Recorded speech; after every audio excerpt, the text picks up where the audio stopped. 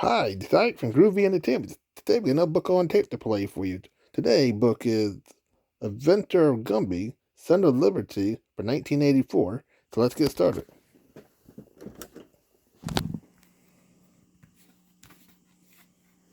When you hear the sound of this chime, that's your signal to turn the page. Now, let's begin our story. Tell a Story presents The Adventures of Gumby, the Son of Liberty. On the tabletop where he lives, Gumby happily weaved on his skateboard through the colorful toys and approached his pony friend. Come on, Pokey, jump on! Here I come. Okay, good. Now be careful, we're going to have to turn. Which way, Gumby? Left? Right, Pokey, left. Which do you want? Look out, Pokey, we're going to crash! The skateboard hit a toy chair, Oh! sending them flying through the air and into a book entitled The American Revolution. After tumbling through the pages of history, Gumby and Pokey finally plopped onto the ground and became two clay blobs. After a few moments, they poked their heads up to have a look around. I don't believe my eyes, Gumby. Well, you can believe mine, Pokey. The year is 1773, and we're at the harbor in Boston, Massachusetts. America at this time is a British colony. But why are those Indians on that ship? Pokey, this is the famous Boston Tea Party. Looks more like an Indian tea party to me. No, Pokey, those are the colonists, the Sons of Liberty in disguise. They're wearing Indian costumes to fool the British. This sure is a weird tea party, Gumby. They're dumping it all in the water. Pokey, they're objecting to the high taxes they have to pay to the British every time they buy the tea.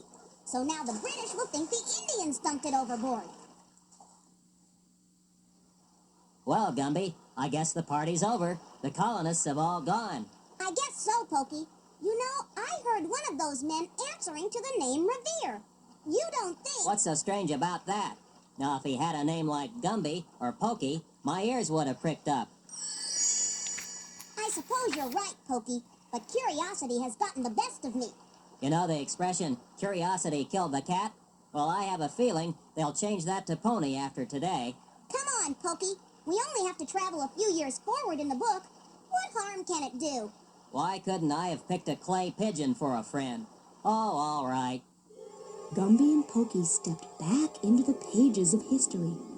After passing through the year 1774, they finally came to April of 1775 and stuck their heads through to the other side. Amazingly, they found themselves peeking in on a very important meeting. General Gage, commander of the British Army, was with his officers and was making plans to stop the Sons of Liberty from freeing the colonies from England. You are to take 800 picked troops across the water to Charleston.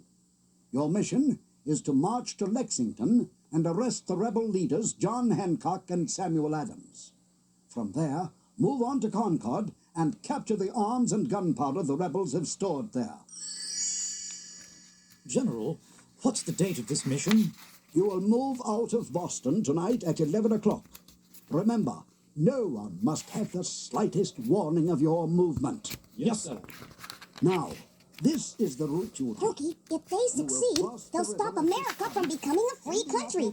We've got to tell Paul Revere about this so he can warn the Minutemen. Uh-oh, I think Gage heard that. Colonel, are my ears fooling me, or were there some other voices in this room just now? Yes, General. Look, over there. Spies!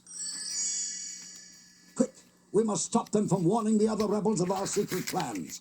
Guards! Gumby and Pokey quickly pulled their heads out of the wall and jumped forward through the book, returning once again to the table of toys. They were about to leap back inside when a British soldier suddenly popped out of the book, aimed his gun at Gumby and Pokey, and fired. Yikes! Let's beat it, Pokey! Quick, Pokey! Into the race car! The soldiers will never catch us in this, Pokey! We'll beat them back to the book! Paul Revere! Gumby, look out! They've got a cannon! The soldiers' aim was good. Gumby and Pokey jumped out of the car just before the cannonball came crashing down upon it. Gumby and Pokey abruptly picked themselves off the ground and ran over to an airplane which was parked nearby. Gumby started the engine and the plane zoomed into the air. It circled high above the table and then dove straight toward the soldiers.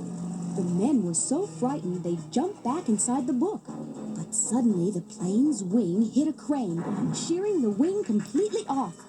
This sent the plane crashing to the ground. Gumby and Pokey tumbled out of the plane and plopped on the ground. First, Gumby popped his head out, followed by Pokey. Gumby, I wish we had never heard of Lexington and Concord or Paul Revere. You don't seem very grateful for your liberties, Pokey. I'm grateful to be alive. Come on, Pokey. Let's go see if the coast is clear. Uh-oh, Gumby. General Gage's welcoming committee is back. Yeah, but this time there are more of them. I've got an idea, Pokey. I just spotted something that'll take care of those soldiers once and for all. I'll bet you forgot about our little friend here, Pokey, the Grooby. But he just builds things, Gumby. That's correct, Pokey.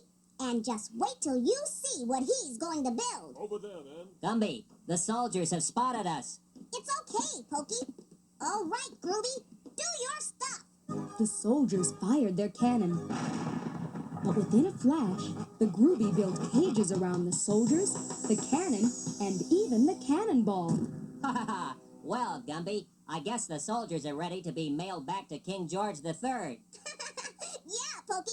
Since it's April 19, 1775 for them, this could be a late April Fool's joke on the king. Come on, Pokey. We haven't got much time to find Paul Revere. Gumby and Pokey hurried back to the book and climbed inside. They came once again to April 1775 and poked their heads through to the other side.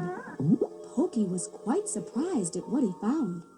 It looks like we're in the wrong place, Gumby. It's just a silversmith's shop. No, this is the right place, Pokey. Haven't you heard of Revere Silverware? Hello, may I help you? Yes, Mr. Revere. My name is Gumby, and this is my friend Pokey.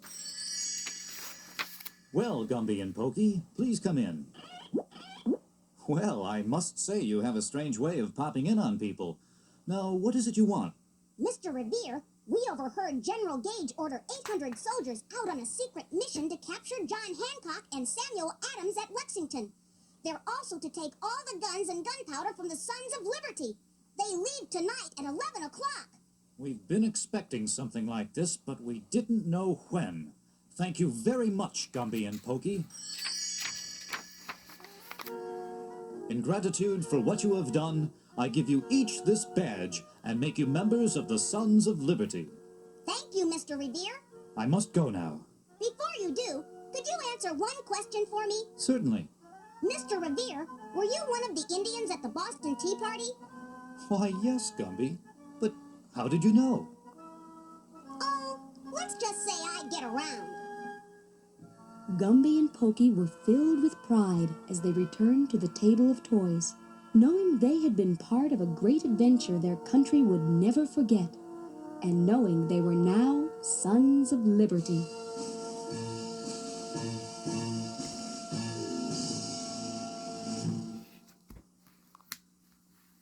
So that was the Adventure of Gumby, Son of Liberty from 1984. If you like, subscribe, share, and comment, have a groovy day. We'll have another video coming out real soon.